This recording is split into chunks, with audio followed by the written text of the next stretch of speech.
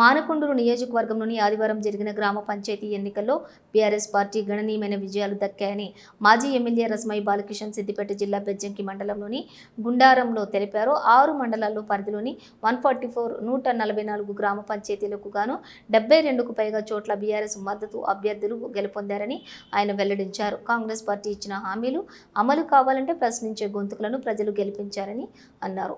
6 మండల కేంద్రాల్లో 4 చోట్ల బీఆర్ఎస్ అభ్యర్థులు భారీ మెజారిటీతో విజయం సాధించారని, అధిక జనాభా ఉన్న గ్రామాల్లో సైతం పార్టీ అభ్యర్థులే గెలిచారని చెప్పారు.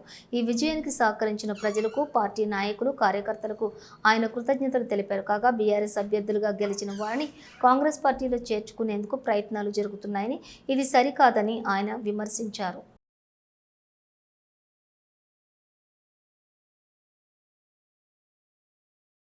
మానకొండూరు నియోజకవర్గ ప్రజలందరికీ హృదయపూర్వకంగా ధన్యవాదాలు తెలియజేస్తా ఉన్నాను. నిన్న జరిగినటువంటి గ్రామ పంచాయతీ ఎన్నికలలో 6 మండలాలకు గాను 146 గ్రామ పంచాయతీలలో అత్యధిక సీట్లు 72కు పైగా బీఆర్ఎస్ పార్టీ బలపరిచినటువంటి అభ్యర్థులను గెలిపించినటువంటి నియోజకవర్గ ప్రజలందరికీ కూడా పేరు పేరున హృదయపూర్వకంగా నేను శిరస్సు వంచి ధన్యవాదాలు తెలియజేస్తూ ఉన్నాను.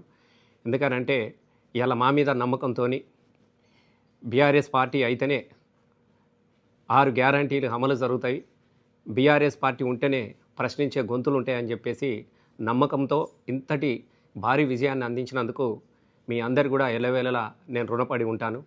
ఎందుకనంటే ఇప్పుడు అధికార పార్టీలో మేము ఉన్నామని చెప్పుకుంటూ పల్లెలకు తిరిగి చెయ్యరాని పనులన్నీ కూడా చేస్తూ బెదిరించిన చోట బెదిరించి ఇందిరమ్మ చీరలు ఇచ్చి మద్యం సీసాలు వంచి నోట్ల కట్టలు పంచినా కూడా తిరస్కరించి ఇవాళ మా మీద తెలంగాణ రాష్ట్రాన్ని సాధించినటువంటి పార్టీ మీద నమ్మకం పెట్టి, కేసీఆర్ గారి మీద నమ్మకం పెట్టి, నన్ను ఆ మీద నమ్మకం ఉంచి నేను బలపరిచినటువంటి అభ్యర్థులను గెలిపించినందుకు మీకు ఎల్లవేళలా కూడా నేను రుణపడి ఉంటాను.